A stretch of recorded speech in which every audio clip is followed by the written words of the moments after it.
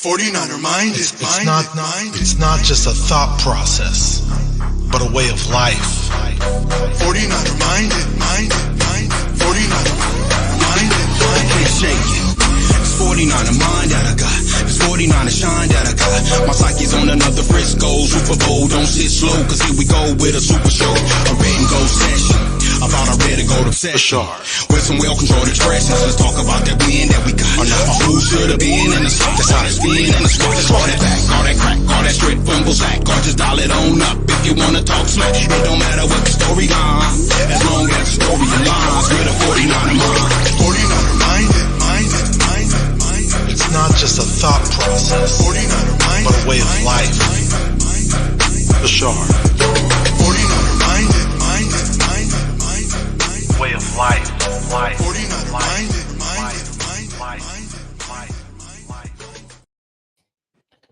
What is up, everybody? We are here. We're live. Welcome to another edition of 49er Minded meets RSF 49ers. Let's do the switcheroo on the cameras. There you go. Make it right. We got the logo up top now for you, Raj. Got to make it right for you, and got my logo up there. How you doing, man? I'm good. I was vibing out to that song. Every time I go live on Fridays, I got 49er mind. I love the show, man. I'm doing good. How the hell are you? Yeah, that beat kind of gets you going. Shout out to 49er dude from LA. He's the guy who put that song together, and he actually gave me multiple beats to choose from, and that was the beat I chose, and he set lyrics to it, and that's how it happens. So thank you, everybody, for waiting patiently. We started a little bit late, but we are here, and let's get going with some shout-outs from people waiting patiently in the chat. God love for all you guys. Debbie Francis here. She says, happy guys. Happy Friday. Jimmy Perez, what up, bro? Raphael says, like and subscribe. 49ers throwback. He's got a great Twitter page with a lot of old school 49er highlights. Check it out. Steve Reynolds says, what's up, Raj? There you go. Got Nav. And really quick, just let you guys know we're running the stream on both channels. If you're not subscribed to one channel, subscribe to the other that you're not subscribed to. Hit the like button on both channels. If you can run both streams on multiple tabs, go ahead, or multiple devices. Christine Workman's here. We got Mario Gonzalez. A lot of people hate Peter Parker. Says, oh snap, bash attack. Appreciate you, bro. Susan D. Tej Beats. Oh, Shay Lewis is here. Cool. He was on our show with he joined me and Ted on Ball with Bash and Ted. We had a good banter going back and forth about the D-line, about the team in general, and it was a lot of fun. And yeah, man. So what do you know, man? I mean, before I get into the Niners really quick, how's your week going? Anything new and interesting in the life of Raj? It's been a long week. I'm just happy to be talking Niners. It's been a long week. We don't want to talk about it. We could be here all day talking about how crazy my week's been. I'll say this. I got my wallet stolen this week, so you can know how. My bad. Sorry about that, man. Niners, baby, on top of the world.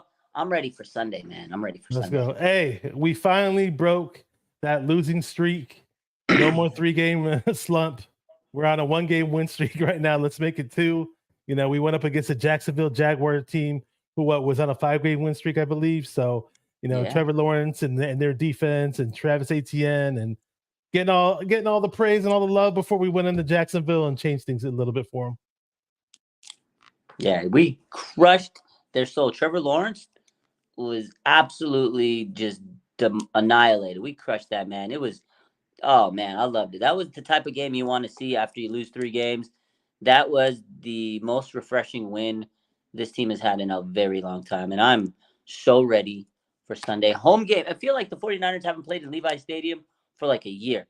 I can't wait to be in Levi's on Sunday. Oh, my God. Tampa Bay is coming to town. Baker is coming to town. I know, right? Hey, last time we were in Levi's, it wasn't too pretty in that Bengals game, man. So we definitely got to make up for it. And we better hear Bosa saying a whole lot of, Baker, you good? And now he's going to be hearing it from both sides. And a lot of people coined this phrase. I'm pretty sure they probably coined this phrase during the Ohio State days, if I'm not mistaken. I hear Greg Papa saying it a lot.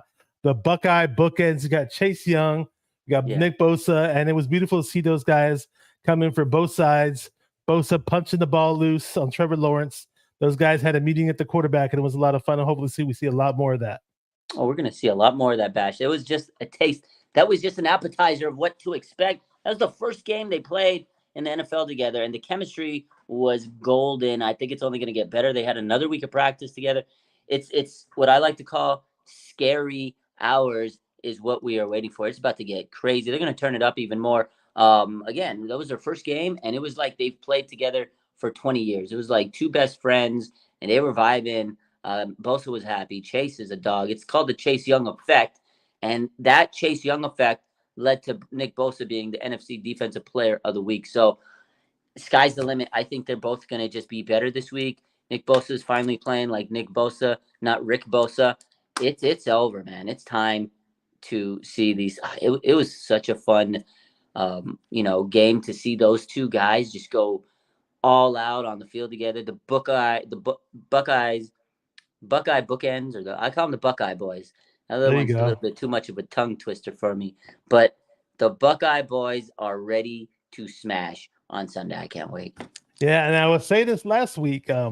Hopefully, some people remember what I said. I was saying, I was kind of wishful thinking, but it's just an educated guess. Let's say so.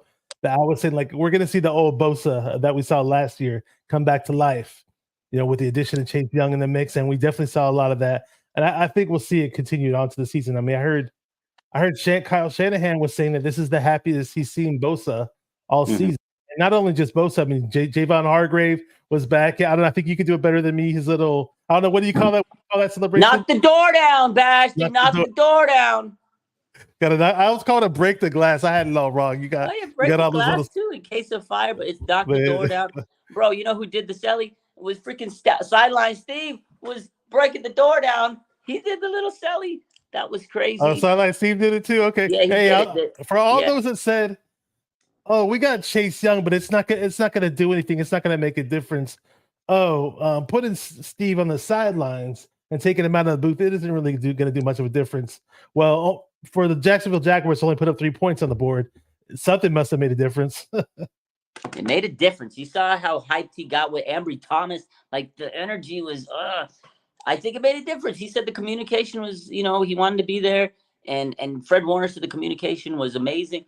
I think it did. I think just being in front of someone, you can get your word across a little bit better. And they want to see their general on the field with them. You saw how hyped he was. He did the celly. He got hyped up with Mooney Ward. He got hyped up with Ambry Thomas. Like, I think it was important. I know he tried to hide it. His interview yesterday, his press conference. Oh, it was fine. You guys are making a big he doesn't want to say that it helped, but it helped. I know Chase Young was a big reason of why the 49ers played good, but I tell you what, Steve Wilkes on the sidelines, he was trying not to get too excited because he was like, God damn it, the media's going to say I should have been here in the first place. I think it made a big difference, man. I think it made a big difference. I mean, for anybody who's played sports or organized football, I mean, you don't necessarily need a coach on the sidelines to hold the pom-poms and do cheers for you or whatever, but just words of encouragement, feedback. I just remember, for example, when you're playing some football, back when I was playing offensive line, and they were just telling us at halftime, hey, you guys are doing a good job, but we need you guys to hold on to your blocks 1 second longer. And then that little piece of advice, as small as it may sound, things like that help.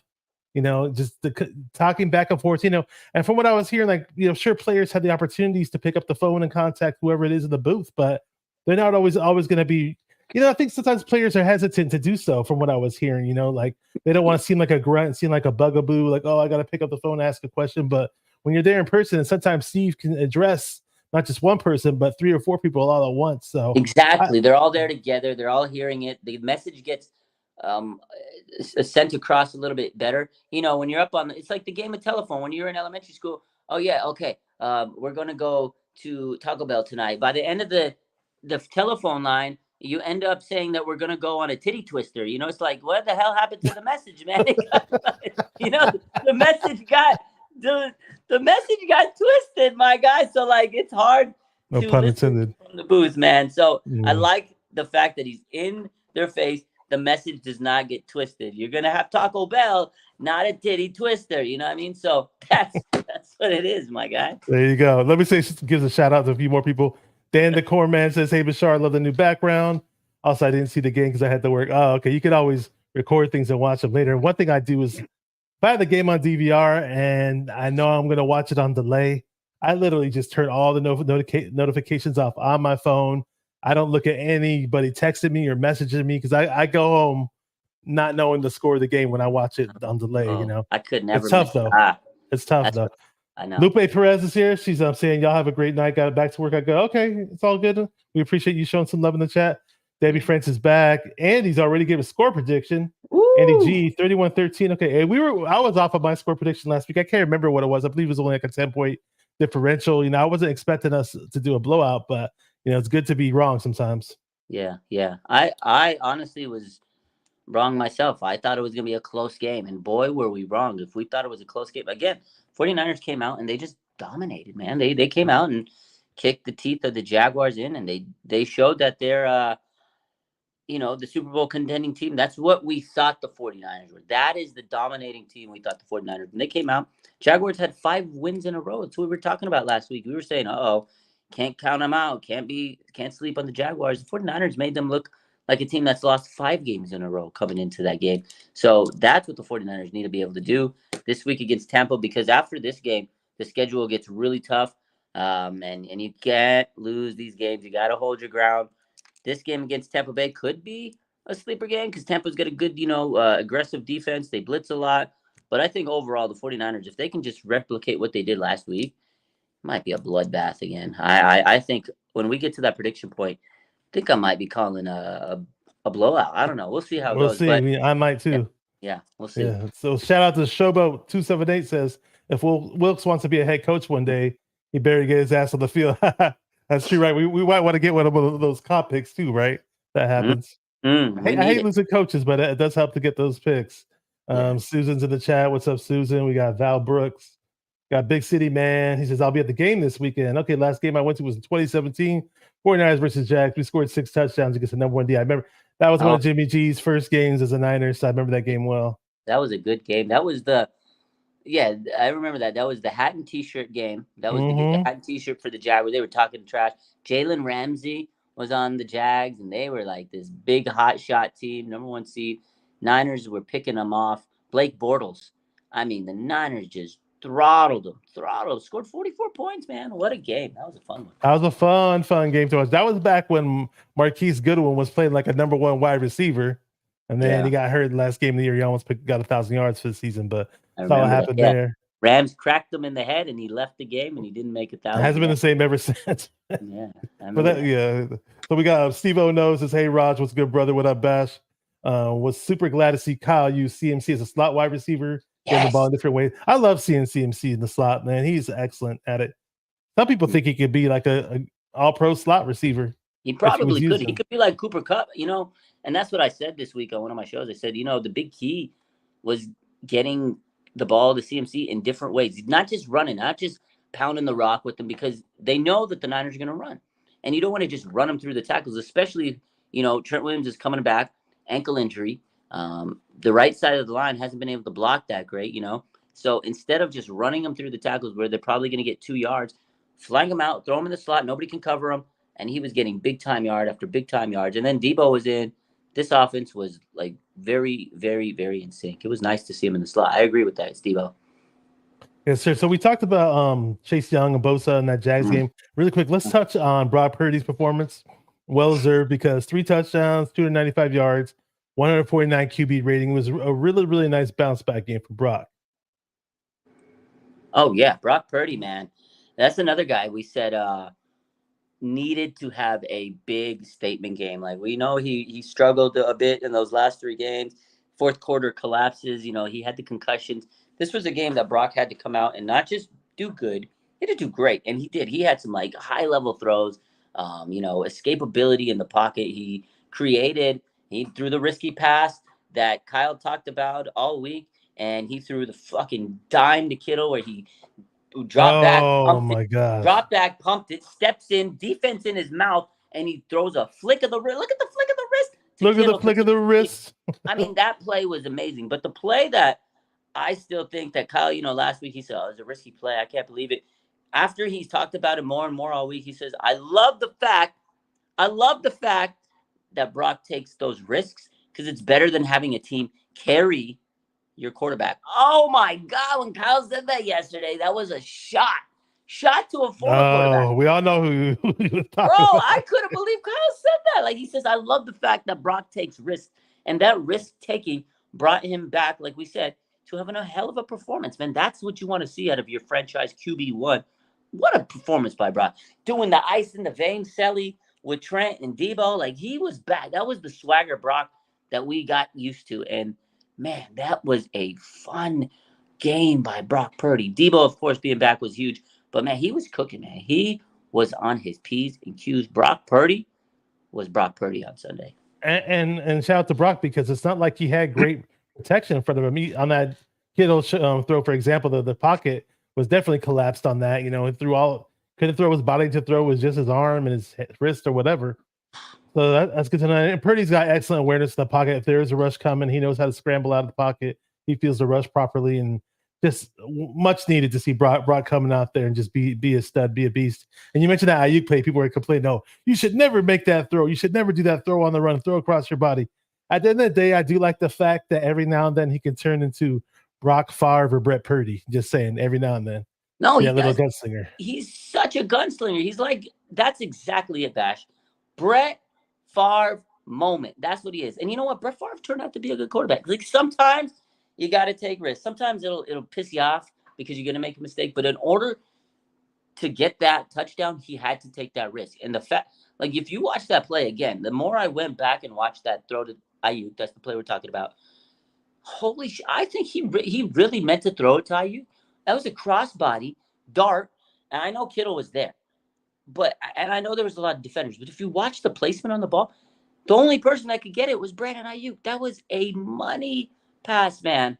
And again, Kyle Shanahan on Tolbert on KMBR said, I'm happy that my quarterback can take risks. It's better than being carried by his playmakers. Like, what did you think about that when he said that? Because I was like, wow, Kyle has never been this jovial, this happy about a quarterback in the 49ers era with Kyle Shanahan, right? I don't know, maybe he was with Matt Ice when he was, with the Falcons. Maybe he was with that with Kirk Cousins. But as the coach of the 49ers, I've never seen him like this gung-ho over a quarterback. And during that touchdown to Kyle to Kittle that you talked about, Kyle was already like, he had the Tiger Woods fist pump. It was like Steph Curry when he shoots the three and he turns around and he knows he's gonna. That's what it was like. What do you think about Kyle? And you know what? I didn't catch his Tom Tolbert interview. So when he dropped that line about Jimmy G, where he didn't say his name, that was on the Tom Tolbert interview. So my bad throwback. I didn't catch that interview, unfortunately. I just caught that all I caught was that segment. So not sure if you caught the whole interview or not. Well, yeah, I listened to it, but that was like the key. It was like, he was just happy talking about how Brock's a risk taker and we respect it. And I know, earlier in the week, I said, I can't believe he took it, but he says, I respect it. And he's got that mentality, which that's why he says, he has the it factor, which he said in the offseason. He goes, I like that my quarterback's taking risks, man. Like, don't be shackled. Don't sit there and not take, because sometimes you have to take the risks and sometimes it makes your stomach hurt, but it's better to take the risks, man, than have everybody fucking carry you. Because if those players that carry you are hurt, you're not going to win a game. You know what I mean? Exactly. And I was going to say this, when Kyle said, for example, Brock's the real deal, I was very skeptical about, I'm not going to lie, you all know I supported Trey Lance, and I was curious to see if he could ever get on the field. And I was skeptical about Brock, mostly because of the injury. That was a major injury. Then there was an unknown about the injury. Very few NFL players have ever had that injury, and I wasn't sure what Brock would be coming back and when he would come back. I thought he would come back like the 5th game of the year or something like that. And here he is coming back early, and then Shanahan saying real deal, and I was like skeptical the whole time. He said, real deal, really? Honestly, after week 1, especially after week 2, I was just like, you know what? He's our guy. This guy's our guy. A lot of people are still like, they're splitting hairs. Oh, is he elite? I don't know. He's not elite, or he's not that good. Shout out to Ted. I mentioned that to Ted earlier when we did the show together. But I'm not here to split hairs. For me, the eye test tells me he's a very good quarterback. I don't care where you slot him, top 3, top 5, top 10. My eyes tell me he's very good, and he's at least 2 notches better than the guy we had before in comparison to how he was playing for us. And that's more than enough, I think. With all the talent, with all the players we have, we even added some more pieces to this team that we didn't have before. We just haven't necessarily gelled yet. But I definitely think we can gel. Let me see. Just acknowledge a question right here. So Terrence Davis, what's up? Said, what improvement would you like to see from the team this week? I would definitely like to see much better pass protection. That I think that would be key. Especially against guys like Vita Vea. I'm not sure. I forgot who else they have rushing the quarterback, but Vita Vea is up the middle is a whole lot, man. And they got Shaq Barrett. Jack Barrett, there you go. And they got good linebackers. They got two of the best linebackers. Like Fred Warner and Dre Greenlaw is the best linebacker duo, but the Tampa Bay Buccaneers linebacker duo is pretty close. They got a very, very good linebacker duo. I'm sure we'll talk about them soon, but maybe pass protection because it hasn't been 100%. Like you said, Brock's had to really, put a lot on his own. He's had to really escape and maneuver and create and dodge the pressure. Obviously, Trent Williams is a dog. He played on 80% ankle and he was great. Just that right side. Colton McKivitz will probably play this weekend. He had an ankle issue, but he's fine. He made it through practice this week. Spencer Burford's kind of been hit or miss.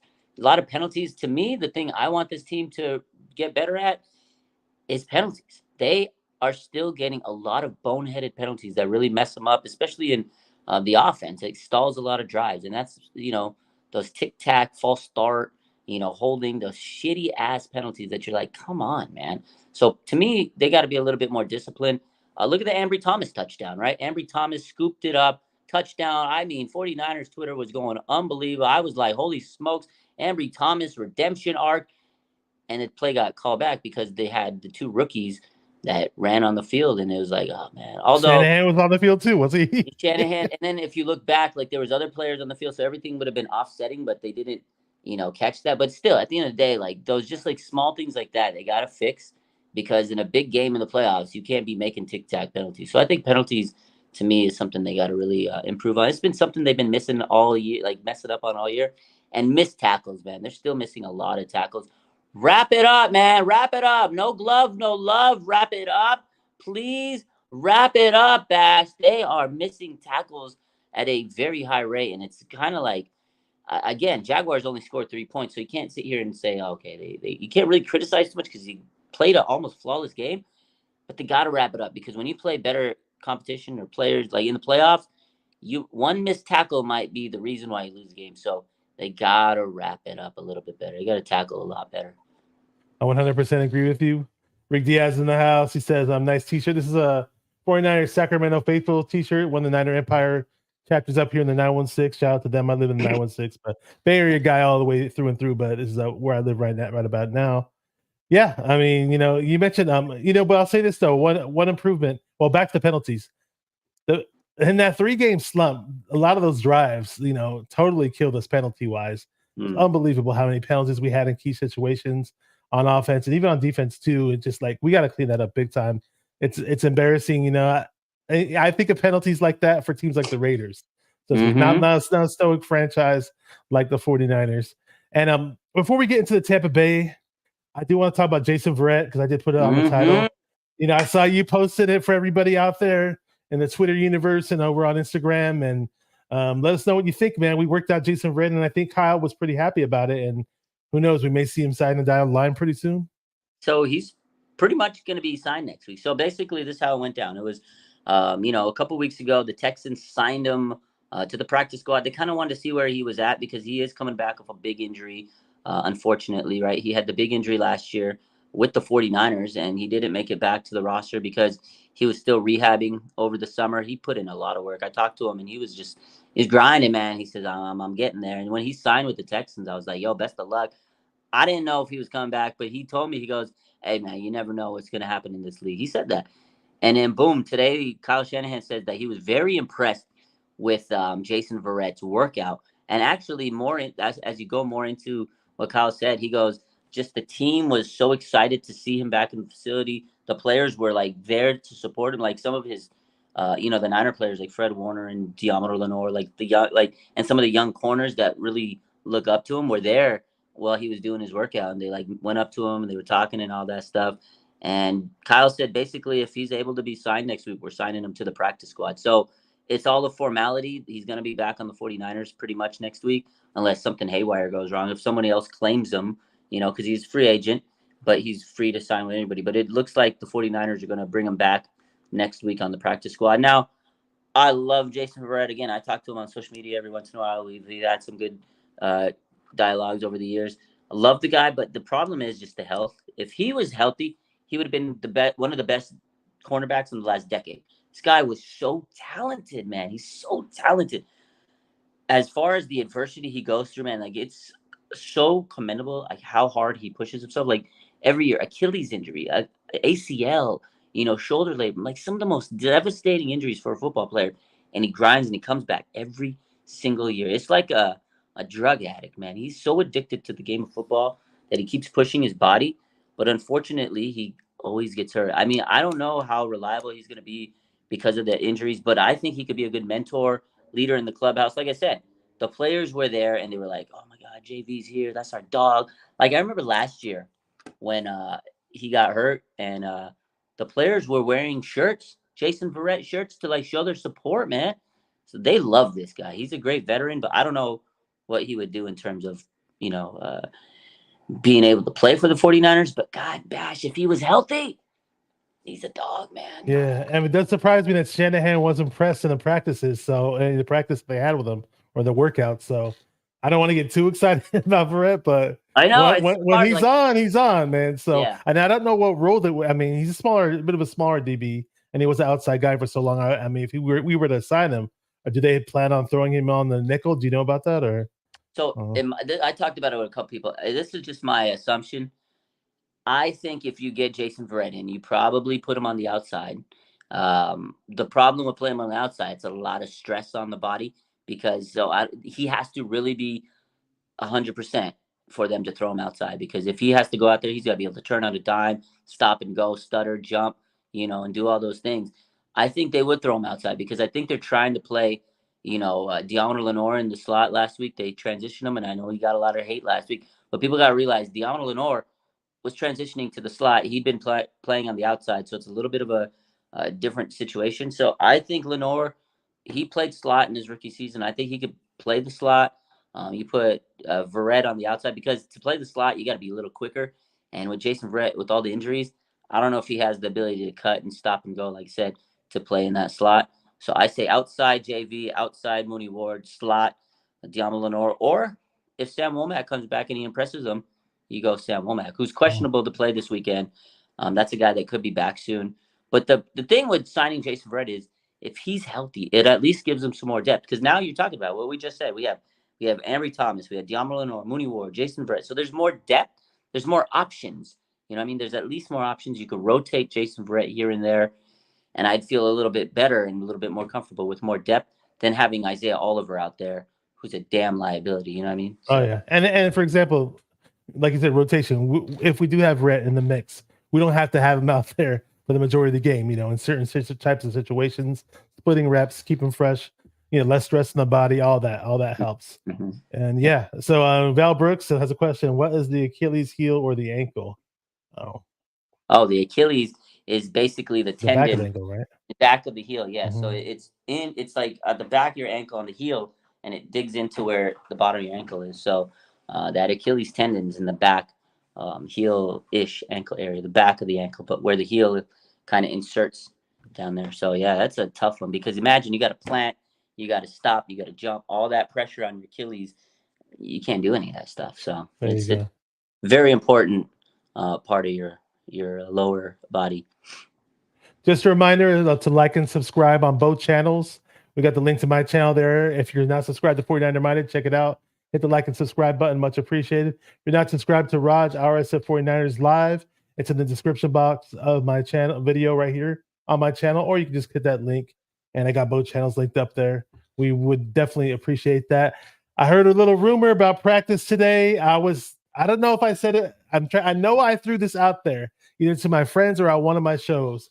But I wish I remembered exactly when I said it. But I did definitely say it because this is during our little slump or whatever. I was saying we got to bring back that damn Tony Montana song. So, yeah. I don't know if they're going to do it or not, but I think you were saying that it was in practice today, right? Yeah. So Lombardi tweeted out today that they were playing Tony Montana at practice, and then we posted the video of it where we posted Tony Montana, Tony Montana. That was a vibe. Yo, the Tony Montana squad hype. That was like that got me so hyped. Dude. That got me hyped, bro. And the crazy thing is that was the one time special teams like was shining. Like that was a shining moment for a special teams unit. Like whose special teams unit is swagged out like that? The 49ers special teams unit used to be terror in people's eyes. It's like, oh shit, the Tony Montana school. Like those guys were badass, man. Booby D, my man Booby Dixon was a dog in a Ruby. vibe. Met him one time. He's cool. I love those. Yeah, he's a cool dude. But yeah, it was cool to see that. So maybe they bring the vibes out this maybe on the boombox this Sunday. You got Debo and Trent coming. Tony Montana, Tony Montana. Could you imagine? That'd be pretty dope. And speaking of that, before the Jaguars game, it was cool. Like we've been missing. I forgot to mention the return of Debo and Trent. A lot that's very important for Trent Williams out there on the offensive line, the run game, the pass blocking, all that. He's our beast on the O line. And Feliciano played well, nice to him too in the fill and roll. Debo Samuel, the spark plug of the offense, a catalyst, back in the lineup. Had that. It was nice to see him on that little touchdown run on the left sweep where the blocking was a thing of beauty by a whole bunch of people. So just to see them back out with the boombox, see those two guys back out with the little bump box, and who joined them in the mix was Chase Young. Man, I don't know what the name of that dance was, but it was gritty. dope. He did a little gritty. He was doing the gritty. All right, all right. Doing the gritty. To see a big ass dude like Chase hit the gritty, like, can you imagine you're the other team? You're like, oh shit, that's a big dude. He made Trent Williams look kind of like small. That was the vibe the 49ers were missing. Like the boombox just isn't the same without Trent and Debo. They set the energy, they set the tone, like you said, not just in the game, but before the game. The walking out, like the energy they had, the team gets hyped from it. Like you see Chase Young, he was feeling the energy. He was like, yo, I like this. He comes out, hits the gritty. That was the energy the 49ers needed. They missed Trent. They missed Debo. Those two guys are captains. And again, shout out to Trent. We talked about him earlier this week in my show. I said, I just commend Trent Williams for playing. Like, it was a bad ankle. He had a sprained ankle. And sprained ankles are nothing to play with, This man came out 80%. He wasn't even 100%. And he played like a Pro Bowler, man. That's the captain right there. That's the leader of the clubhouse right there. And Debo, 3 weeks ago, he had a hairline he had a fracture. He's playing through a fracture a couple weeks ago. People don't realize, I know it was a hairline fracture, but it's still a fracture. He had a broken bone in the damn shoulder. Comes back, the king of jet sweeps. I was so happy that he was running those type of plays because the 49ers have not been doing that with Debo for a while. So long. It's been a long time, man. We needed that explosion up. We just needed that what's the word I'm looking for? They needed that creativity. It's just creativity. There you go. Creativity. That's what it was. Debo, man, when he hits the corner on those jet sweeps, you ain't catching him. He just so fast. I loved it, man. We all love it. We got Terrence Davis says we need a song for this year. There's plenty of 49ers songs out there. That's for sure. I don't know what song the team's going to pick, though. That's a very good question. Go ahead. They've been playing like the Young Boy and all those okay. rappers that Debo likes, but Yeah, it's always like when they did that one Gremlin song, I wasn't feeling it, but I was the only one that didn't feel it. Apparently everybody else liked it. So I liked it, but after a while it did get played out. Yeah. Whatever gets them hyped up is all that matters. I don't think they're going to be bumping the new Andre 3000 anytime soon, though. No, maybe the new Drake. Yeah, no, they ain't playing the Andre. Did you catch the new Andre 3000? I was hyped up. I was like, oh, cool. Andre 3000's got a new album out. Let's check it out. I saw that. I'm literally skimming through every song, and I'm like, where's the hook? Where's the lyrics? Where's his voice? All I'm hearing is a damn flute. Like, is this Kenny G or something? I thought it was Kenny G. I thought it was Kenny G. I'm like, it's like, and no disrespect to flute players. It's tough. I love music, but I just wasn't feeling it. I wasn't, and then all of a sudden I see the Drake album drop. I was like, all right, goodbye. Here we go. Let's go. Scary Hours 3. We cooking. That's how it was. And I didn't catch the new Drake yet. I didn't even know about it yet. So yeah, I'll be on the lookout for that. Chris Brown dropped also, so Okay. I haven't heard good music in a long time, so I had to hear something. We got what up, Red Jet Shell? She just had throwback. Hi everyone, Bash and Raj. Appreciate you, Red Jet. Appreciate you. We need some good songs out, and let's talk about the Tony Montana theme. We got Tampa Bay in Levi's Stadium. We are back. The bump box is going to be back at Levi's. 49ers are coming off a big blowout win. Obviously, do they get another blowout win? Right now, the 49ers are averaging 28 points per game, third in the NFL. They're facing a Tampa Bay defense that gives up 19 a game, which is a bit more than we give up. I believe we only give up about 15, so that's going to be interesting. And the Tampa Bay offense doesn't really put up that many points, so I think we're going to be getting to the quarterback a bit in this game, or at least, and they don't run the ball much either. They're not really they're passing more so than they are running, but they only put up about 19 points, 0.8 points per game. And it's going to be fun. It's going to be a bit easier, I think, this time around because what's it called? Baker Mayfield, their quarterback, does not throw well against the zone, and we love to run the zone. Yeah, I do like how they played a little bit more man coverage last week. They did. They changed it up. They didn't play like the soft zone, but yeah, I think the defense is going to be all over. Baker Mayfield, Nick Bosa, Chase Young. We all remember the stories where we all saw it back in the day. Baker Mayfield, Oklahoma planted the flag against Ohio State. Nick Bosa took offense to that when he was a rookie. He dog walked the freaking Baker, and he dropped the flag plant Selly, and then after the game he planted the flag. He talked to, and then he had the Baker talks a lot of trash, and I talked some back, and Baker. He had that whole little interview. The other day though, they talked to him. He says basically we squashed the beef. We're cool. He's nice. It was just rookie. Me trying to be funny as a rookie, but I think part of him still wants to get some more, revenge on that flag plant. Although he did extract all the revenge he needed. But now you got Chase Young, the Buckeye boys. I think they're still going to be juicing to go after Baker. The Buccaneers, they don't have the best run game, but they have two good receivers. Godwin and Mike Evans. The 49ers secondary is going to have their hands full. We all know that people are not happy with the 49ers secondary, even though they played pretty well last week. They handled, Trevor Lawrence, although a lot of it was the defensive pressure up front, like we talked about. Christian Kirk still got his, I'd say, though. Yeah. Christian Kirk played well. He played well, and Mike Evans is a dog. So that's going to be a matchup to look for. Whoever's guarding, Evans and Godwin, those two guys are good no matter what, So the 49ers do have their hands full in terms of secondary. They also have a guy named Tristan Wirfs who's a phenomenal, offensive lineman. So as good as our D-line is, they got to make sure they can, get past that guy. He's a dog. And they got great linebackers, man. Levante David and, the linebacker crew over there is great. And they blitz a lot. Like we talked about Shaq Barrett and Vita Vea. He's one of the best interior linemen. So the 49ers, they'll have their hands full because they do have to, make sure they can protect against the Buccaneers. And they're a very blitz-happy team. I think they're like the highest blitzing defense in the NFL. So 49ers got to protect Brock, man. That's going to be a team that might be sending, the blitz a lot. So hands are going to be full for this 49ers offensive line. And we know Spencer Burford, again, with the penalties we talked about, can't be making those mistakes, and they got to hold up their blocks. And Colton McKivitz, I know he's healthy and he's supposed to play Sunday. He had a bad ankle this week. If he's playing on a bad ankle against a blitzing defensive line, it could be a long night. Some people are trying to suggest that, why don't we throw Jalen Moore on the right side? I don't know if he's comfortable playing on that right side, but the ankle comes into play. We might have to see them out there regardless. Armando Ibarra has a good question.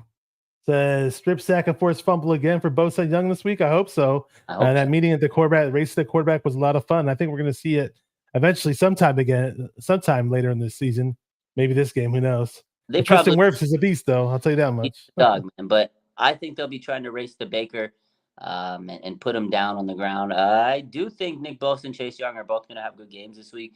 I could see them getting a sack apiece, at least, maybe two for Bosa. Again, the Chase Young effect, man, it's okay. If you double team Chase Young, guess what? You're not double teaming Nick Bosa. If you double team Nick Bosa, guess what? You're probably not double teaming Chase Young. And if you double team both of those guys, guess what? Javon Hargrave up the middle, stunting on your center. It's going to be a long night for these offensive lines that the 49ers are playing. And again, as they get better and they gel and their chemistry gets, more cohesive, it's going to be scary hours for teams playing against the 49ers D-line. So I'm excited, man. I think this defense is ready to rock and roll and put, Baker Mayfield through a grinder, man. But again, Buccaneers, they're not a horrible team. They're still in the playoff hunt. If they win this game, it's going to help them out a lot in their playoff hunt because they're in a division where if they win this, they're really in the thick of things because I think they're 4-5, top team in their division's 5-5. So they're close on their division. But the 49ers, they have to keep rolling and winning because they have to catch up with Philly and Detroit. Detroit has a very cakewalk schedule. So this is a game the 49ers absolutely can win, and this is a game they absolutely need to win. You can't lose this and think about getting that number 1 seed, which we've been talking about. So I believe that the 49ers have to treat this as a must-win game, because after this, you got Seattle, you got Philly, and Seattle. You cannot look ahead. This could be a trap game, Bash. I know the 49ers are favored by like 11 points, but this might be a trap game. Yeah, and you mentioned the blitzing. I mean, Tampa Bay also has another linebacker that's pretty good, Devin White. I was going to say his name earlier, and I totally forgot it. And I had to look it back up. But yeah, the good thing is, though, as far as the blitz goes, Brock Purdy in general usually is pretty damn good against the blitz. 118 quarterback rating against the blitz, 8 touchdowns on the season. So hopefully he keeps that up against the blitz this upcoming game. Again, it's going to be a little scary because Vita Vea is coming up the middle. I wanted that guy to be a 49er so bad. He's from Milpitas. He wanted to be a 49er. So, we'll see how that works out. Yeah, it's gonna be man. It's gonna be tough. But the good thing is the Tampa Bay defense is 28th in the league in giving up passing yards. Now they are pretty good at stopping the run. They're 6th in the league at stopping the run. They only give up 3.8 yards per carry towards running backs. So not sure how CMC is gonna do. CMC and company. Hopefully we mix it up a little bit, seeing how they're gonna do against this rush defense. But a lot of people are saying, "Oh, why we got Elijah Mitchell out there? We got to get Jordan Mason out there." And a lot of Niner fans are still saying that. And one thing I was hearing that Elijah Mitchell takes care of the football, and supposedly Jordan Mason has fumbling issues, and maybe Shanahan's a little weary about that. But definitely we got to set the tone with the running game now that we got Trent Williams back. It does help the running game in general. So. Yeah, absolutely. The 49ers, again, if Tampa Bay is good against the run, they got to find ways to create and get the ball to their playmakers. We talked about it earlier. CMC, maybe throwing him in the slot.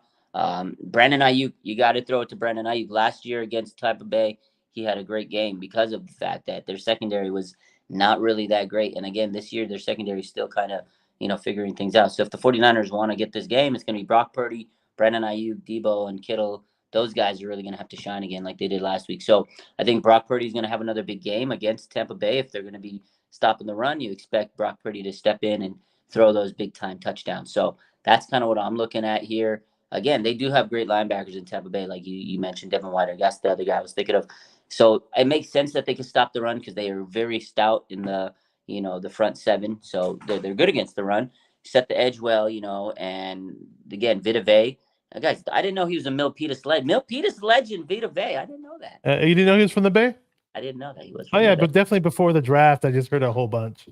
After the draft, yeah. Just one. Shout out Milpitas. Yeah. What's up? Shout out to Milpitas. Oh yeah, exactly. Shout out to Milpitas. That's dope, man. Very close to Levi Stadium for those that don't know the Bay Area. Yeah. If you guys don't know where Milpitas is, it's like 10 minutes from Levi's. Milpitas. Exactly. I used to live very close to Milpitas. I still live pretty close, but before I moved here, I was very, very close to Milpitas. They got the big mall in what's it called? The Great Mall. The Great Mall. That's yep. Yeah, the Great Mall of San Jose is in Milpitas. I love that. There you go. We got Dave and Buster's. Yeah, there you go. Got Nicholas Akalatis here. Says, "What's up, Bastion Raj?" He's from the Locker Room Rant YouTube channel. He's a Cleveland Browns fan. He goes on with my boy John V and Tony and the Buffalo Bills fans. So shout out to Nick. He follows the Niners a lot, even though he's a Browns fan. His team beat us, so I'm sure that made him feel good. Got the real Spider-Man. Says we can't underestimate Baker. I'm sorry. He's having himself a decent season. He's having a good year. Mm-hmm. He is. He's probably. They played a lot of close games too. They've lost close games. They're about a 500 team. Yeah. So Showboat 78 says mix up the running backs. Don't like it when Shanahan runs CMC on 3 back-to-back plays. Yeah, it's kind of funny because I believe CMC sticks his neck out and says, "Hey, I'm a guy you can give the ball. I'm a workhorse type running back," and I guess he kind of wants the ball a lot too. So it's kind of weird. And we'll see how that goes. We got Julius Callaway's here. What's up, bro? Says if Aaron Banks comes back next week, do you think Feliciano will get moved to right guard? Very, very good question. Burford does make a lot of mistakes, man, and I don't know. Last year Burford split time with Daniel Brunskill. A lot of people who used to say that I was his doppelganger. I don't know about that, about me and Brunskill. Yeah, low key. I used to get that a lot, but he's not on that team no more. But yeah, Feliciano look good, man. He's a veteran. He can play four of the 5 positions on the O-line. He's never played right tackle before, but he's definitely played left tackle on all the other positions. So that's definitely going to be something to look out for. I wanted Burford to take that big leap this year. Looks like he has it. He built his body up. You were saying going on how when you saw him in mini camps, how different he looked. And if you want to talk about Burford really quick, Yeah, no, he looked like he was just the guy, man. He was going to take this leap, and he's like the prototype. I was talking about Burford the other day with Larry, man, and that's what we said. He's got like the prototype. You look at him, you're like, holy crap, that is a professional 49. That is a professional NFL guard. Like he looks like he could be like a Pro Bowl guard. He has the body, he has the strength. I think the problem is his second year. Now that you're right, he doesn't have Dan Brunskill in his back pocket because that took a lot of pressure. When sometimes you're tired, you're hitting the wall, you can take a few plays off. Now he's playing every snap at starter, and I think it's just a lot of work. To go from rookie season, having playing all those games, and from college, he played a lot more in NFL.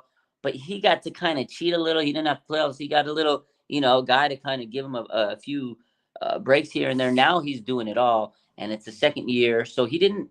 His endurance, I think, is probably the issue, but also he's just making these bad mistakes. Now he doesn't have anybody to run things by and say, "Hey, man, you got to, do this," because that's the other thing. I remember him talking about how Brunskill really and him communicated, and they kind of helped each other out and stuff, and just making a lot of bad penalties. So if Feliciano gets moved to right guard, I know they're saying Kyle last week said it could be like a platoon situation, but Feliciano wants to start. He's been a starter in the league.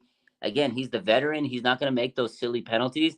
And in the playoffs, you can't have a liability out there. You can't be making penalties. So if Feliciano is playing great, which Kyle said, if he continues to play good, it's going to be hard to bench a guy like that. So I think when Aaron Banks comes back, most likely next week, that's what Kyle said, as long as the turf toe is feeling good, it's a pain kind of thing, pain tolerance. If Banks comes back, I would not be surprised if they start Feliciano or at least give him more snaps than Burford. Yeah, it's gonna be interesting to see how it plays out. I was hearing that Feliciano is possibly stronger than Burford at this stage of his career, even though Burford, physically looks really stronger than he was last year, but sometimes it doesn't always pan out right away. Well, not only that, but Feliciano has been in the league like how many years? Was 5-6 years? That's 5-6 years of being in an NFL weight room compared to Burford. This is his second year, so he looks big and strong, but lifting 5-6 years in the NFL compared to 2 years is a big difference. Oh, there you go. Exactly. Technique and the leverage, Feliciano just knows it. Yep. Chris Osorno, welcome to the chat. Good to see you, bro. This is the best Niners team because of Brock Purdy, Randy Gregory, and Chase Young are luxury signings. You could say Chase Young is definitely a luxury trade after we got Randy Gregory. Not that Randy Gregory was dominating when we got him, but a lot of people thought like we didn't need more pass rushers. I'm one of those guys. I'm greedy when it comes to the pass rush, though.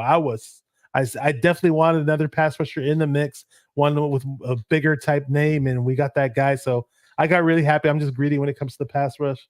What do you think?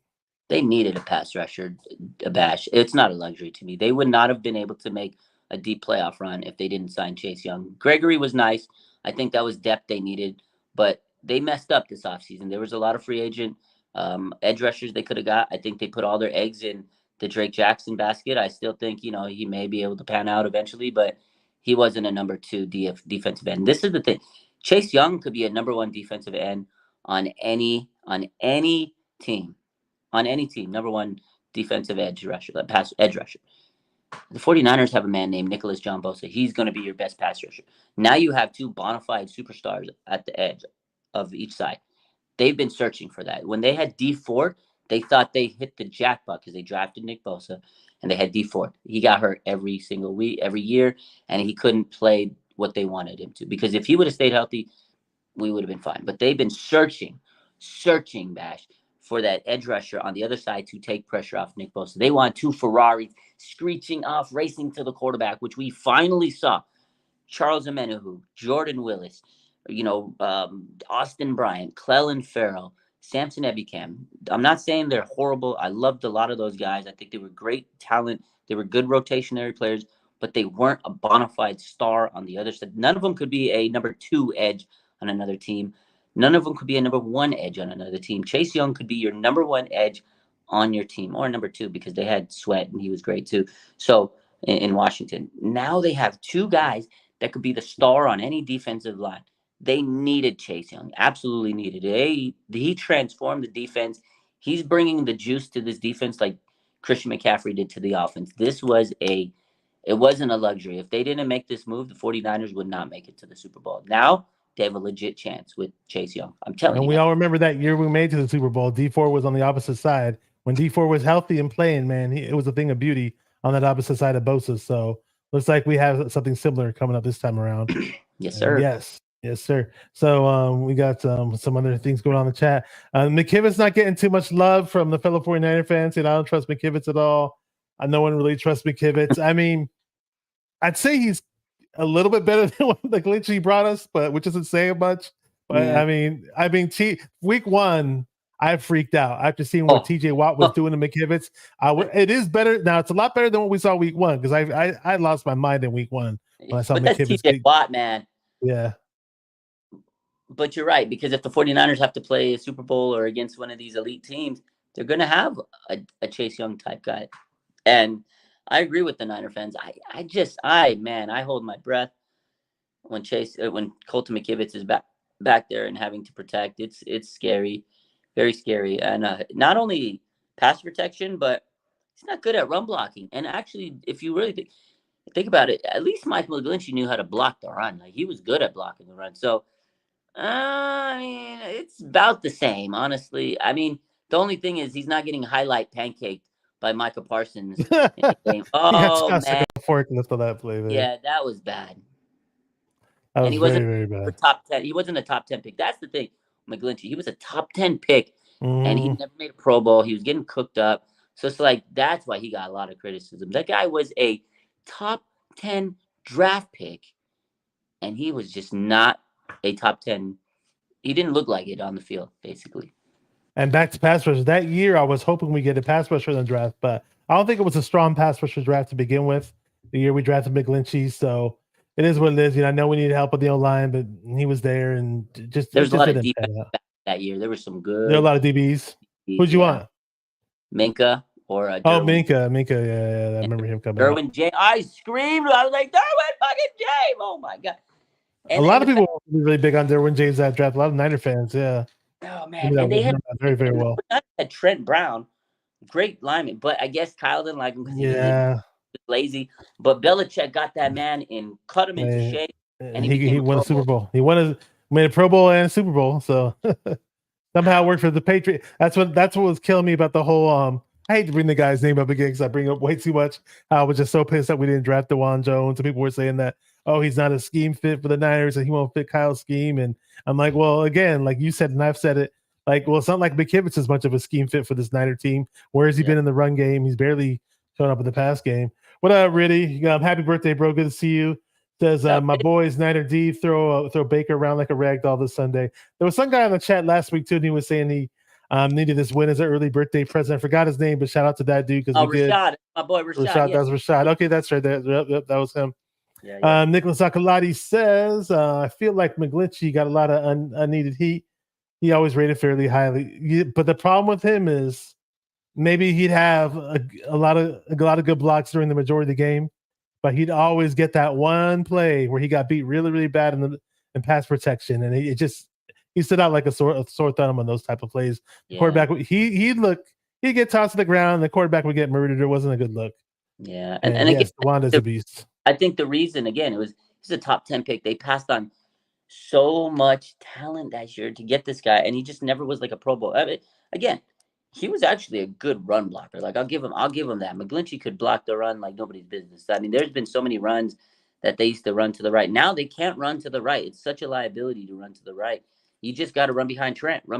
And when Trent's hurt, who the hell do you run behind? And that, at least, I did trust the 49ers running behind McGlinchey. He was good at run blocking, man. I'll tell you that. I remember, I think it was a Raiders game, 49ers Raiders, the Nick Mullins game. I believe Raheem Mostert had a beautiful run. And the guy that was the major blocker that he was following was Mike McGlinchey. And they ran down the field together. And McGlinchey was just holding his block. So I do want to give McGlinchey a little bit of props there, because I know we talk a lot of trash about McGlinchey, but that man, he's a good run blocker. I'll give him that. Mike, thank you for the 3rd round pick, the comp pick, because that's for Chase Young. So thank you, Mike. There you go. Thank you, Mike. Appreciate you. Yep, there you go. Julius Calloway says it's Fred Warner is going to go off on his birthday. I didn't know it was his birthday coming up on Sunday, but hey, that's good to know. Keep running. Really says keep running that ball, Niners. Yes, I love the run game.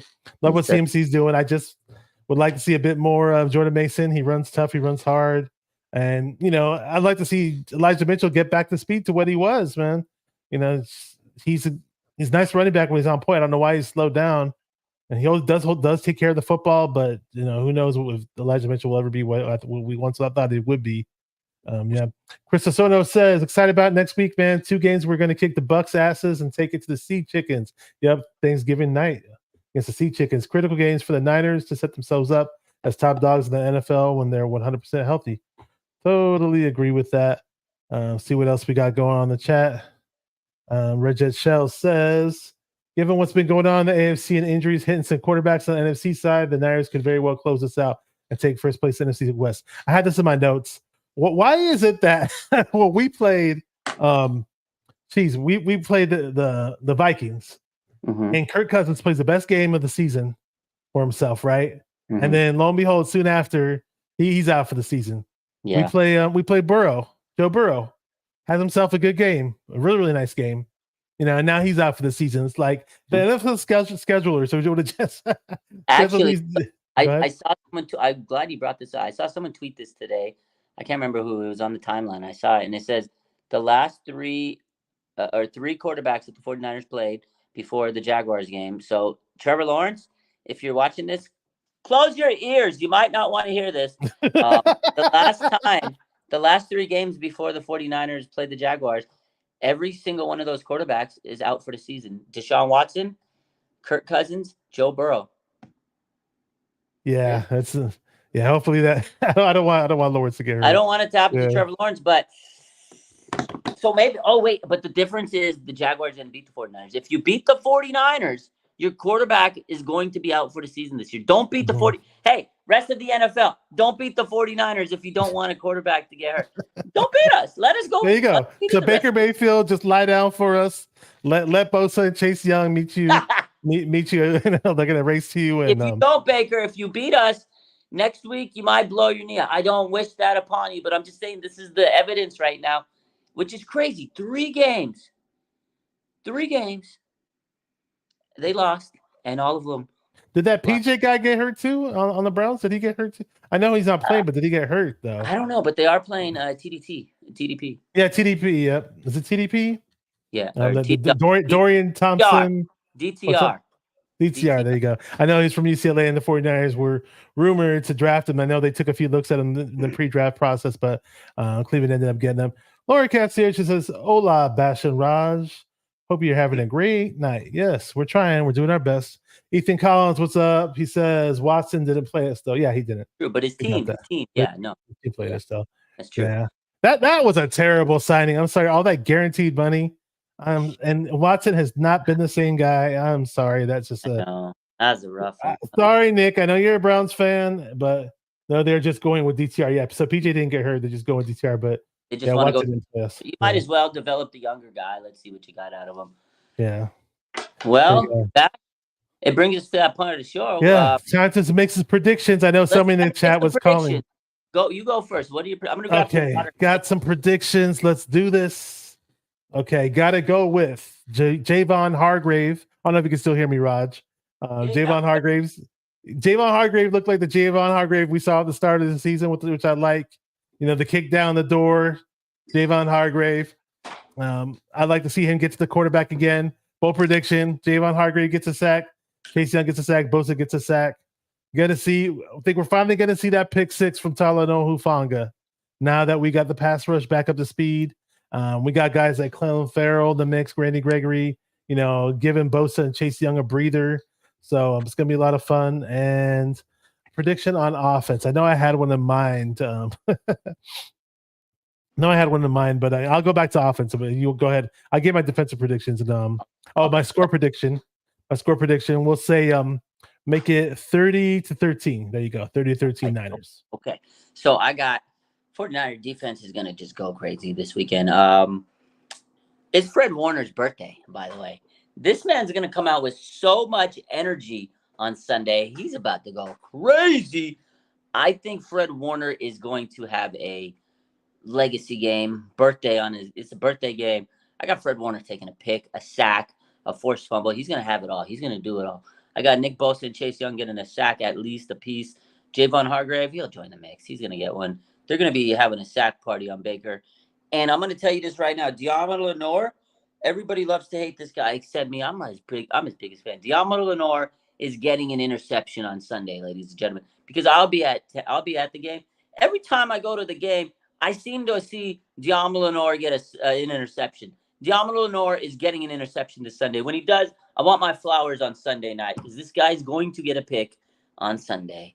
And the 49ers, I'll give you some offensive predictions. There you go. Are to use Brandon Ayuk all over that Buccaneers secondary. Brandon Ayuk's going to get two touchdowns. 2 TDs. There you go. 2. He'll be back in the touchdown column after getting his streak snapped. Kyle Shanahan will make sure that he gets a touchdown, at least one.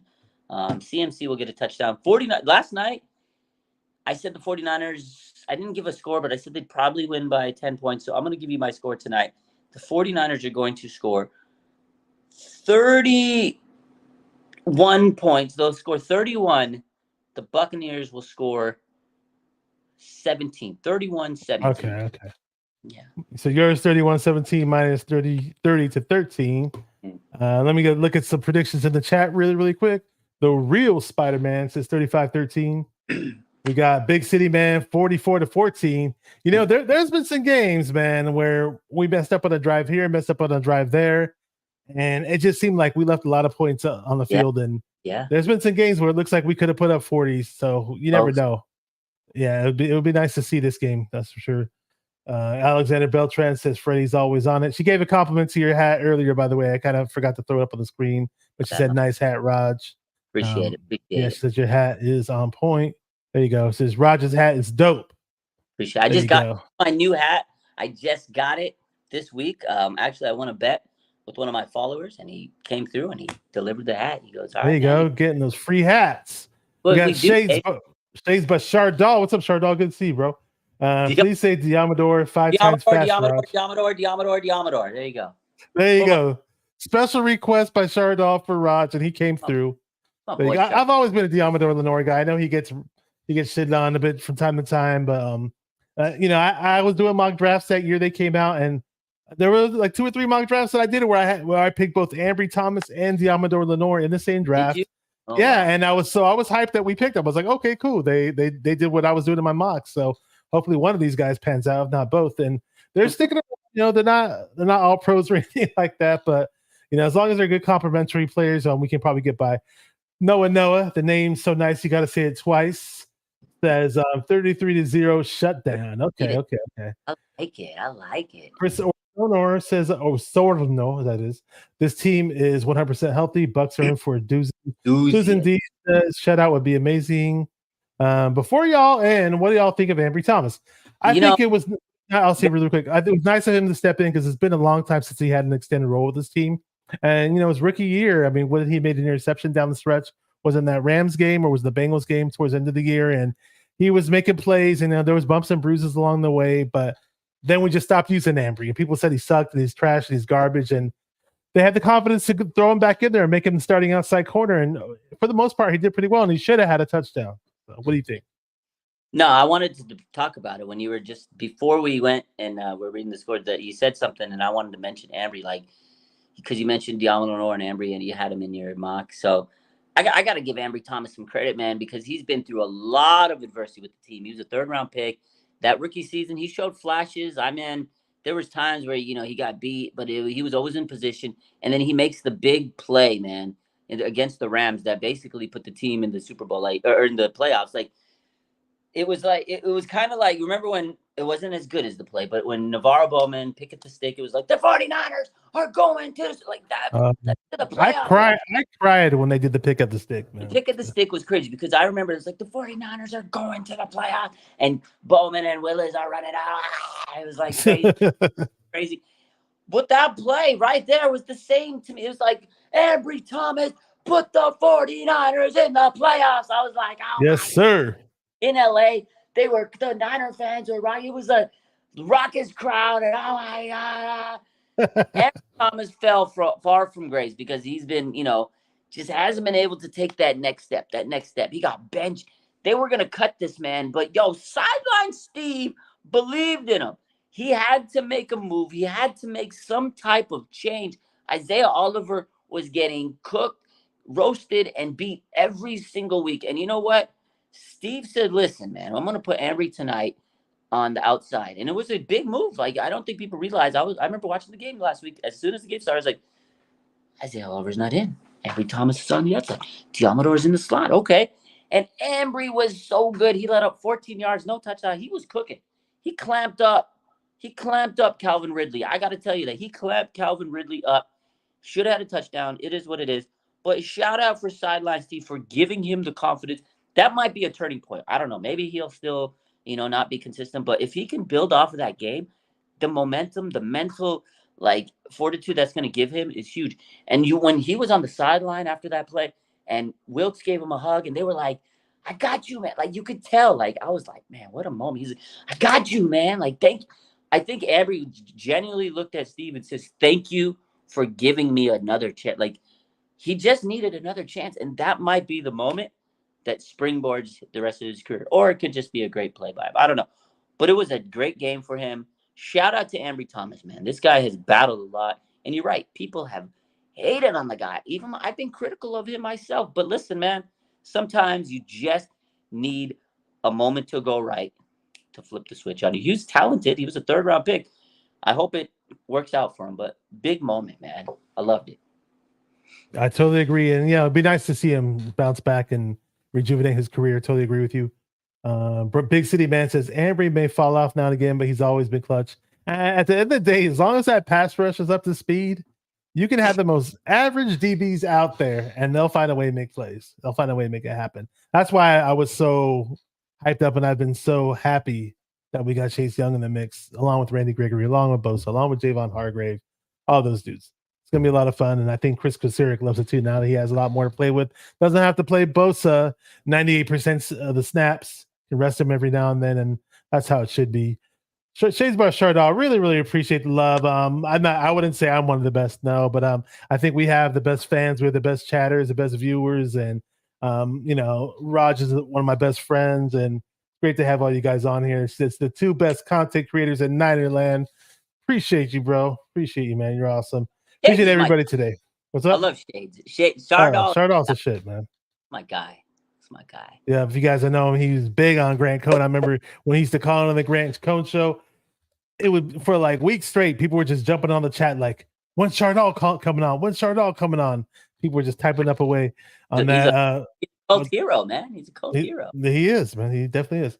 We got Big City Man says, let's go, guys. Great show. Appreciate you. Oh, Randy Daytona. We're about to close up shop, bro, but thank you for hopping in. And he says, boom, boom, boom, shake the room. Well, it's a Will Smith reference. Will Smith's always in the headlights. I think they threw him in the headlights again, and it's all getting jiggy. I made the hip hop reference earlier. I brought up the new Andre 3000 album. You kind of missed that, Randy Daytona. Yeah, I was let down when I heard that album. That's all I know. But shout out to those who like it. They mess with it. Asleep. You're falling asleep. I literally couldn't listen to any. I probably went through that album honestly. In a span of that whole album, I probably went through it in about a span of 10 minutes. Because I was literally just going on YouTube, next track. And I was waiting for a hook, waiting for lyrics, and none of the songs had that. I just kept hearing this flute background music the whole time. And I was like, if I want to sit down and meditate or fall asleep to some shit, I might throw this on, and that's about it. But yeah, oh well, that's what he wants to do in his musical journey. Let him do it. Chris Osurno says, Bash and Raj and Bash, that is. I'm so excited about the season, man. Me too. This team is unstoppable when they're 100% healthy. Being able to rotate our defensive core players with Gregory and Young is a luxury. Purdy, baby. Yeah, I'm really, really happy that Purdy finally bounced back. I mean, the three-game slid was a lot. Him throwing picks at the end of games hurt me a bit, and it wasn't fun seeing that. Even in that Bengals game, I saw Purdy make some nice throws down the field, but we weren't able to piece drives together. And lo and behold, Debo and Trent come back, and the offense is clicking on all four cylinders, and that offense clicks like a machine for the most part when Purdy's out there, man. So I hope to see that again this Sunday. 49ers throwback says we are beating the Bucks 37-14. Niners win. Okay, we got this question by Julius Calloway. You think the Niners should give Mason more reps? We always hear this question, by the way. You think the Niners should give Mason more reps to Mason or Mitch over Mitchell? Absolutely. I know Grant actually, he asked the question about Mason today. Grant Cohn asked it was kind of controversial, and I think Kyle didn't like his question. And I talked about this with Larry the other night behind the scenes. We were talking about, like, dude, they got it. Like, because Larry sometimes will ask me, like, because, he's got the media passes and stuff, and he talks, he's one of the big media guys, and he asks the questions, and he always asks me, he'll, like, screen his questions. He's like, what do you think about this question? What do you think? So if you guys ever hear some of the questions that Larry asked, I might have had influence on him, by the way. There you go. Shout out to Larry and Pig and a Pickle. So yeah. Shout out to Pig and Pickle and all the other freaking 50,000 sponsors he's got. But he asked me, he goes, what do you think? He goes, I want to know about Mason. Like, why is he not getting any rub and stuff? And so I think Grant might have, because they talked too. So I'm sure Grant might have asked, like, heard the question that Larry had, and he phrased it a little different because the way Grant asked it was a little bit like boom, it was a little aggressive. He basically called Kyle out, like, dude, you singled this guy out. He's effective, Larry was going to ask it in a different manner, but I want to know. I want to know, why is Mason not getting any action?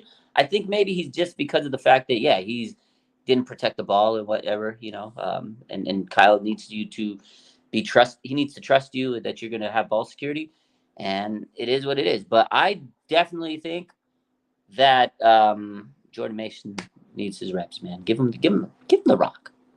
And like I mentioned earlier, I'd love to see Elijah Mitchell get back to speed to the Elijah Mitchell we once knew.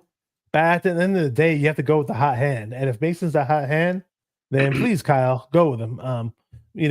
We'll see. We'll see how that plans out. At the end of the day, just somebody has to get an extra 5 to 7 carries a game. From here on out, we don't want to see CMC get bashed up the middle or anything like that. Chris Osorno says, Purdy plays at his best when the pressure is off it, but having Trent and Debo gives him the Joe Cool, gives him the Joe Cool play that makes big plays. So he's got a bit of a Joe Cool, calm, cool, and collective thing about him. That's what I love about Purdy. He's got that winner aspect in his veins.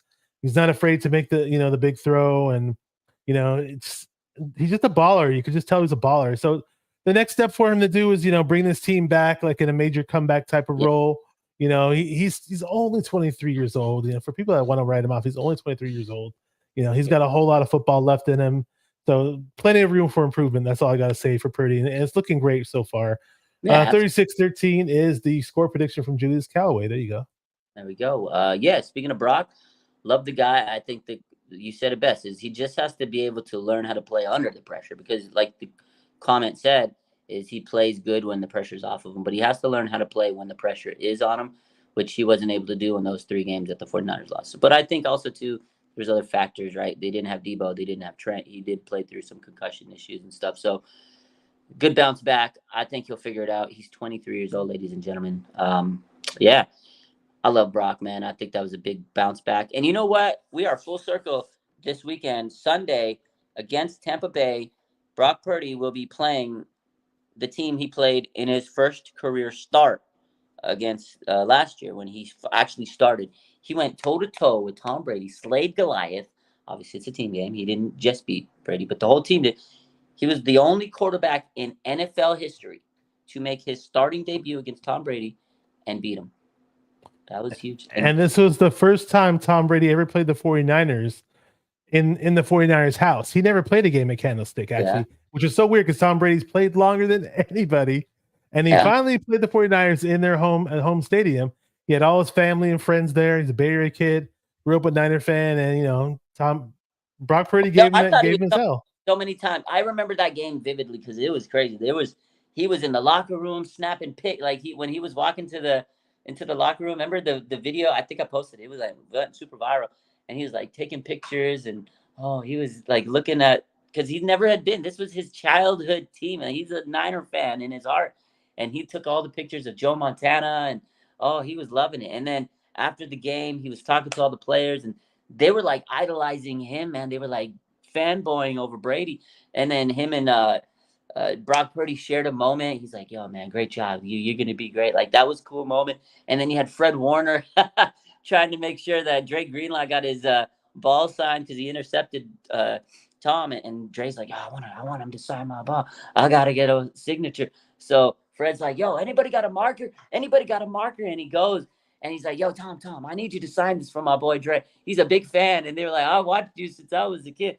Tom Brady signs the freaking ball that Greenlaw intercepted, man. And that was a great game, man. And yeah, shout out to Tom, man. Very, humble in his loss. And I remember the day after his press conference, he goes, the Niners kicked my ass. I loved it. He didn't hold back. He said, the Niners kicked my ass, man. Shout out to them. Much respect. That was a hell of a game. First career start for Brock. And now he's actually played a full year of games under his belt. Yeah.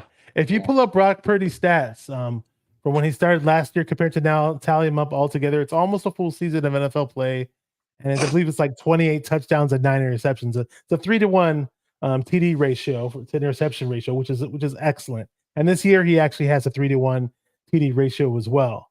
TD to interception ratio. So shout out to Brock. He's also leading the league in quarterback passing rating. So he's got his doubters, he's got his haters. He still has a lot of work to do, of course. And again, he's only 23 years old. There's gonna be bumps and bruises on the way. We get that, but I think it's definitely gonna be more good than bad. And so far, we're seeing it. Julius Callaway says this will be the 4th number 1 overall pick Purdy will face this year. And I did get it wrong. I totally forgot about the 2016 season. Somebody in the chat reminded me that Tom Brady did play the 49ers in 2016 at Levi's. That was that Chip Kelly season. Now the Chip Kelly season, there was a whole lot that I forgot. I don't know about you, man. Blocked it out of your mind. Yeah. This didn't happen. Well, we're gonna go with what you said first. Yeah. He said Brady had 4 touchdowns. It was Chris H. But yeah, that Chip Kelly season, man. I forgot so much from that season, but that's good. You got a good memory though. Yeah. Appreciate everybody in the chat. Niner Ganger Don't Bang. We got our predictions. We got plenty of good conversation for people in the chats. Again, one last reminder, like and subscribe on both channels. The 49er Mighty YouTube channel, the RSF 49ers Live channel. You can follow Raj on Instagram, RSF 49ers. I'm on Instagram as well. Going to be a lot of fun at Levi's this Sunday. I'm probably going to be at Tom's Doco, which is Tom's Watch Bar in downtown Sacramento. This huge brand new sports bar that they built right next to the Golden One Center. They got about 80 big screen TVs. So going to be there with some fellow Niner Empire peeps over there. Somebody said, love the Friday Night Lives. Not sure. There you go from Julius. Shout out to Julius. What's up, bro? Melanie's here. She got here a little bit late, but it's all good. Says most of us forgot the Chip Kelly season. Oh, very much so. We had the worst 49er run defense in 49er history. Oh. I mean, I could have ran the ball against that Niner defense and scored a few touchdowns. You probably could have too. It was just a free for all for any running back that season. Go back and read the stats. It sucked. But again, always great collabing with you on this Friday night thing that we do, Raj. I'm going to be going live tomorrow with Aaron from 49ers First Takes. Check out his channel. We're going to be on his channel. One last prediction from Chris H. says 49ers 31-13. Anything you got going on YouTube? I mean, business as usual. We post what we post. We post all the time. If there's something I see, we'll post it. I go live when I can. Same old. I'll be most likely at the game Sunday. So, yeah, business as usual for me, my man. There you go. Chris Osorno says, Niners about to run the table. Let's go, Roger Bash. Appreciate you. Quest for 6. Yeah, I might do a post-game show on Sunday in the evening. Perhaps I'm gonna be out of the house to watch the game. So probably sometime in the evening, maybe 8 o'clock, 7 o'clock, who knows. We do the Niner post-game show on Sunday. Hopefully we come out on top. Oh, Melanie Tacko says 80-20 Niners. That's the way to end off the comments on a bright note and off the chat. Thank you guys for watching. Myself and Raj from RSF 49ers on the 49er Mighty YouTube channel, where we get into the minds of 49er fans. Keep repping those 49ers and stay 49er minded. Peace. Let's beat Tampa Bay. Let's go. Go Niners. Tony Montana. Yeah. Tony Montana.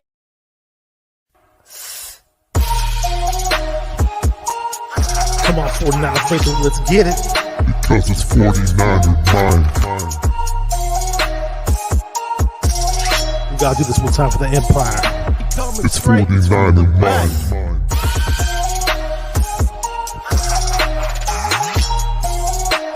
It's 49er mind. We gotta get that brick by brick real quick. 49er mind. area. Yo, we can't listen to them haters, man. 49er mind. We from the Bay. 49er mind. We them San Francisco 49ers. 49er mind. We got that red and gold blood inside us. 49er mind.